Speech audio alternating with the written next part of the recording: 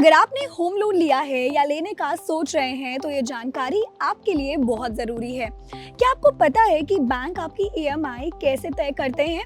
अगर नहीं तो आइए जानते हैं। ईएमआई यानी इक्वेटेड मंथली इंस्टॉलमेंट। जब भी आप बैंक से लोन लेते हैं तो उसे एक बार में चुकाना मुश्किल होता है, इसीलिए बैंक आपको हर महीने थोड़ी थोड़ी रकम चुकाने का ऑप्शन देते हैं। इसे हम ईएमआई कहते हैं। लेकिन इस ईएमआई का कैलकुलेशन कैसे होता है? बैंक ईएमआई कैलकुलेट करने के लिए एक फॉर्मूला यूज करते हैं जो आप अपनी स्क्रीन पर देख रहे हैं। तो चलिए अब इसे आसान भाषा में समझते हैं।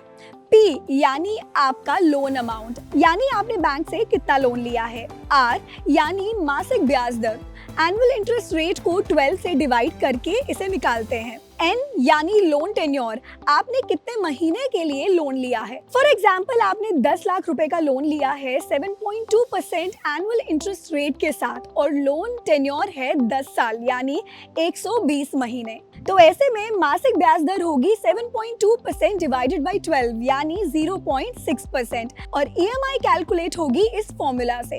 तो कैलकुलेशन के बाद आपकी ईएमआई आएगी करीब 11,714 रुपए हर महीने। लेकिन अगर आप टेन्योर 20 साल कर दें तो ईएमआई कम हो जाएगी, लेकिन टोटल इंटरेस्ट बहुत ज्यादा देना पड़ेगा। होम लोन लेते वक्त लोग ईएमआई कम रखने के लिए लंबा टेन्योर चुनते हैं, लेकिन इससे इंटरेस्ट ज्यादा देना पड़ता है। अगर आप इंटरेस्ट बचाना चाहते हैं तो कोशिश करें कि लोन टेन्योर छोटा रखें। ईएमआई थोड़ी ज्यादा होगी लेकिन टोटल इंटरेस्ट कम लगेगा। अगर आपका लोन बहुत लंबा है तो आप 2 तरीके अपनाकर उसे जल्दी चुका सकते हैं। नंबर 1, ईएमआई बढ़ा दें। अगर आपकी सैलरी बड़ी है तो ईएमआई बढ़ाकर लोन जल्दी खत्म कर सकते हैं।